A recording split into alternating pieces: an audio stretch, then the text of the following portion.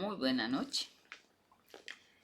Vamos, como siempre hoy, a estudiar una porción de la palabra del Señor y vamos a entrar en una temática, si Dios lo permite, muy especial porque vamos a empezar a estudiar entonces los evangelios para que conozcamos más de cerca la vida y obra de nuestro Señor Jesucristo. Ellos están en lo que llamamos el Nuevo Testamento. La palabra griega para testamento significa pacto. Entonces vamos a ver cómo en el antiguo pacto fue instituido para el pueblo de Israel y cómo se escribió entonces todas las enseñanzas y cómo empieza entonces la labor de Cristo para buscar lo que se había perdido.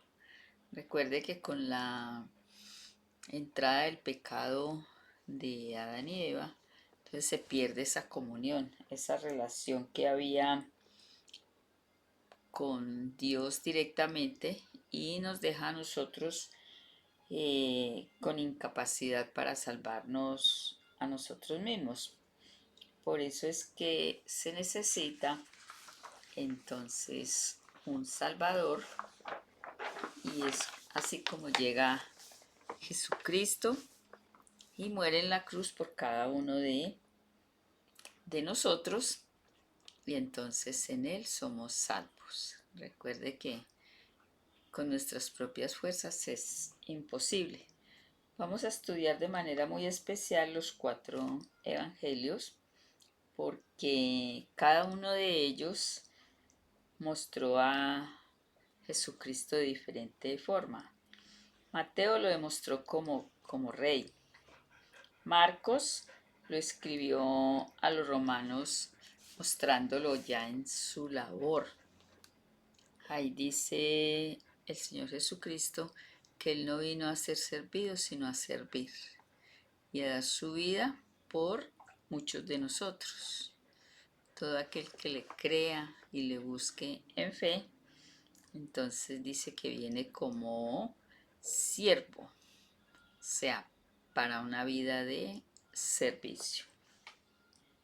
Si vamos ya a Lucas, Lucas lo escribió a los griegos como ya en su naturaleza humana, que aunque fue humano, nunca pecó.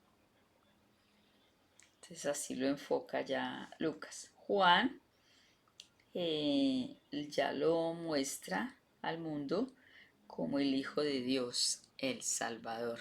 Por eso está escrito en San Juan 3:16, porque de tal manera amó Dios al mundo que ha dado a su Hijo unigénito para que todo aquel que en Él cree no se pierda, mas tenga vida eterna. Esa es la invitación que nos hace entonces el Señor hoy a través de su palabra. Dice también que no quiero yo la muerte del impío, sino que se vuelva de su mal camino y que tenga entonces a través de Jesucristo y con la unción del Espíritu Santo, entonces tenga vida eterna. Es muy importante conocer también quién era cada uno de los evangelistas, ¿no? Hoy, por ejemplo, vamos a hablar acá de Mateo, que era judío de Galilea y era muy odiado por todos los romanos, los judíos, porque era recaudador de impuestos. Pero a pesar de que era judío, trabajaba, digámoslo así, para el bando contrario. Era al servicio del imperio romano. Ellos les colocaban impuestos tras de que andaban en la pobreza al pueblo judío. Y ellos le colocaban impuestos y abusaban. Por ejemplo, si los encontraban por ahí en algún lado y los romanos llevaban cargas, los ponían a que las llevaran ellos distancias enormes. Por eso cuando Jesús habla del reino, dijo, el Señor Jesús dice, yo vengo a establecer el reino de mi Padre. Había muchos que le seguían porque pensaban que él iba a establecer un reino como caudillo militar, que iban a con armas entonces vencer a los odiados romanos. Y entonces se llevan un chasco cuando el Señor Jesucristo les habla en el Sermón del Monte y les dice, orad por vuestros enemigos, orad por los que os persiguen y os maltratan. Y les dice, oísteis que fue dicho, ojo por ojo y diente por diente. Mas yo os digo, o sea, les cambia completamente la mentalidad de lo que ellos oyeron y los aterriza. Le dice, no, mi reino no es de este mundo, mi reino es reino de amor, mi reino es de paz. Por eso le dice, la paz que yo doy no es como el mundo la da. Y ellos estaban esperando entonces un libertador que iba a venir en un caballo a luchar. Y si analizamos la palabra de Dios, que yo creo que todos la hemos escuchado en las películas, los que no han tenido la oportunidad de leerla, él entra a Jerusalén montado en un pollino. Porque ellos no habían entendido la misión de Jesús, que era venir a libertar del pecado, era venir a libertad de la opresión del enemigo, pero del enemigo en el aspecto espiritual. Entonces él lo que les manda, le dice, no, esto no es de armas, esto es en el sentido espiritual.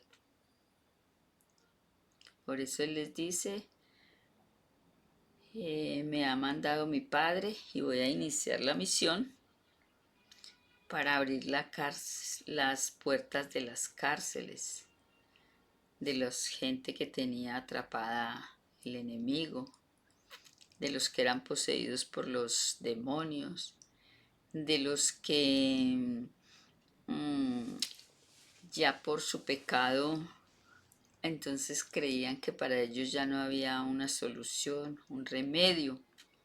Entonces a esos era que el Señor les predicaba el evangelio de paz, el evangelio de amor y sobre todo el evangelio de perdón a través del sacrificio de Jesucristo. Entonces, en el libro de Mateo encontramos los sermones principales que Jesús predicó y el tan bello, tan especial que es el Sermón del Monte, ¿no? Donde habla de todas las bienaventuranzas. Entonces vamos a analizar el libro de Mateo. Luego seguiremos con el libro, si Dios lo permite, de San Marcos, quien es el que estuvo asociado con los apóstoles. Y aquí entonces muestra a Jesús como el gran conquistador, pero también el siervo, ¿no? Registra muchos milagros y se diferencia del evangelio anterior porque en este él narra más lo que Jesús hizo que lo que dijo. O sea, ahí es donde vamos a encontrar todos los milagros que Jesús hizo y el propósito de cada milagro. En San Lucas entonces habíamos dicho que encontramos a Jesús como el Hijo del Hombre y como el divino Salvador. O sea, aquí vamos a estudiar sobre la humanidad de Jesús. Habla muy muy explícitamente sobre los hechos que ocurrieron antes de la última semana de la muerte del Señor Jesús y también después de la, de la resurrección. Y hace mucho énfasis en las cualidades, en las bellas cualidades que tuvo siempre el Divino Maestro, como el amor, la compasión. Nadie que llegaba a él se iba sin que obtuviera solución a su problema, sanidad. Dice que habían aldeas donde él pasaba y no quedaba ni un solo enfermo, enfermos del alma, del cuerpo, del espíritu, y Jesús a todos sanaba. ¿Se quedó esa promesa ya? No, no. Esa promesa también es aplicable para todo y cada uno de nosotros hoy en día. Si estamos de pronto en las cárceles del pecado, aprisionados por faltas, por cosas que aún no hemos podido confesarle a Dios, por cosas que hicimos errores en el pasado y que aún llevamos esa carga sobre nuestros hombros. Entonces aquí vamos a aprender cómo colocamos esas cargas en las manos de Dios. Y por último, entonces vamos a ver el Evangelio de San Juan. Recuerde que él fue el apóstol, el amigo más íntimo y personal de Jesús.